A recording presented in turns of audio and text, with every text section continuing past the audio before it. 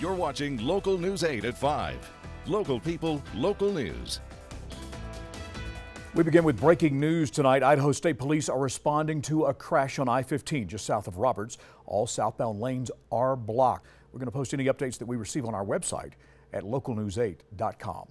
One person found dead in their home in Pocatello today. We're hearing at the home where the body was found, police had no contact as they were trying to serve a warrant. They didn't see what the warrant was for. That person went into their home on the 300 block of South and Johnson Street, and officers were outside to serve the warrant, but never made contact again with the suspect. Because Pocatello police officers were there at the time of death, Idaho State Police are investigating the incident. We'll have more from Max Cohen in Pocatello later in this newscast. A motorhome is completely destroyed after it was fully engulfed in flames. Look at these dramatic photographs. Idaho police say it happened today on US 26 near Swan Valley. Lisa Racy was in traffic and shared these pictures with us. Swan Valley Fire Department says no one was hurt, unbelievably, and no word yet on what caused the fire. One lane was blocked for a few hours and everyone could see the smoke for miles around. That's crazy. All right, let's take a look at the forecast now. It looks like a rainy couple of days. We'll take a look at Futurecast and we'll come right back with a look at the weather. Now an update. A woman is out of the hospital tonight and another one remains there after being hit by a car. On May 4th, two women were hit while crossing the intersection of Woodland Street and South 4th Avenue in Pocatello.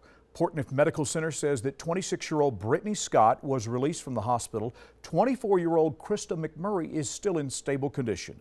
Idaho police said it appeared alcohol did play a factor in the incident, and 30-year-old Andrew Pozell was arrested but has been released since the accident. Idaho and Wyoming are among the most dangerous states for driving during the upcoming Memorial Day weekend. Check this out. U.S. government statistics show Wyoming averages 0.85 automobile crashes per 100,000 people over the last week in May historically. The website, asecurelife.com, studied fatal crashes for every state from 2013 to 2017. Idaho ranks as the 8th most dangerous state for highway travelers during the holiday weekend. Wyoming ranks as the 10th nationwide. Memorial Day is the third deadliest holiday for car travel after the 4th of July and Labor Day, and I'm guessing that's because we're the entrance to Yellowstone. The Habitat for Humanity in Pocatello is raising money to build a new home. They hosted a fundraiser that got a little attention and a boost from a local celebrity. The Habitat's Evening in the Garden was held at Pinehurst Nursery on Friday and featured a silent auction, catered dinner, and an appearance from Pocatello native and Discovery Channel star Jeff Zosch. People who attended the event had a chance to chat with him, get a selfie, and bid on a trip to get some outdoor survival tips. Zosch says he loves being able to make a difference and come back home where he was raised.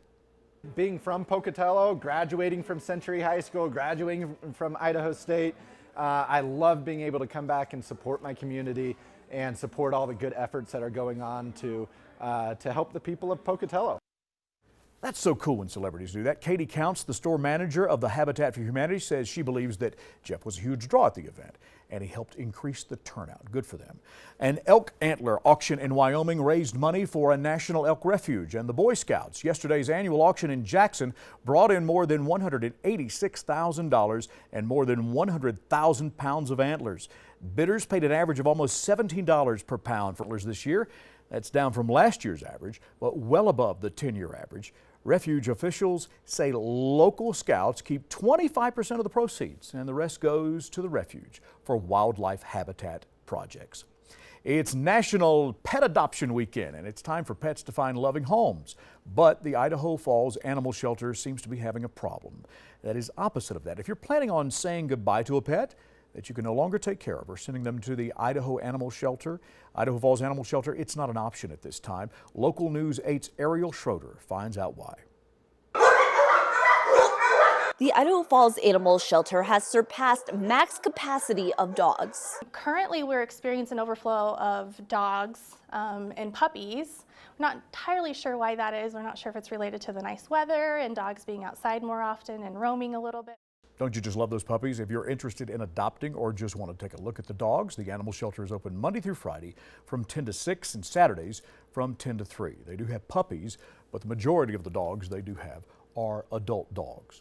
Covering education tonight, An interim president for the University of Wyoming is expected to be picked tomorrow. The university's trustees will hold a teleconference meeting to vote on 3 candidates, and here they are. Former state lawmaker and university lobbyist Chris Boswell, former university vice president Bill May, and former Temple University president Neil Theobald. Theobald is currently the university's vice president for finances.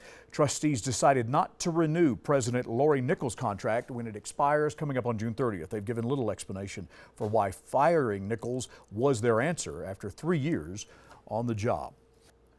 Around the region tonight, police in Oregon are releasing the identity of a high school student who reportedly brought a gun into a classroom.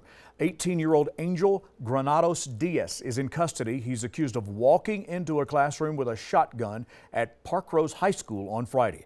Football coach Keenan Lau tackled Granados before any shots were fired. No one was hurt. A lockdown and a search of the high school found no other suspects or weapons. Granados faces a number of firearm charges. And a lot of people are hailing the football coach as a hero. Turns out he was also a security guard at the school. ABC's Marcy Gonzalez had a chance to speak with him about the incredible incident. In the terrifying moments at this Portland, Oregon high school as a student roamed the halls with this. One controversial topic will likely be a key issue in the 2020 presidential race.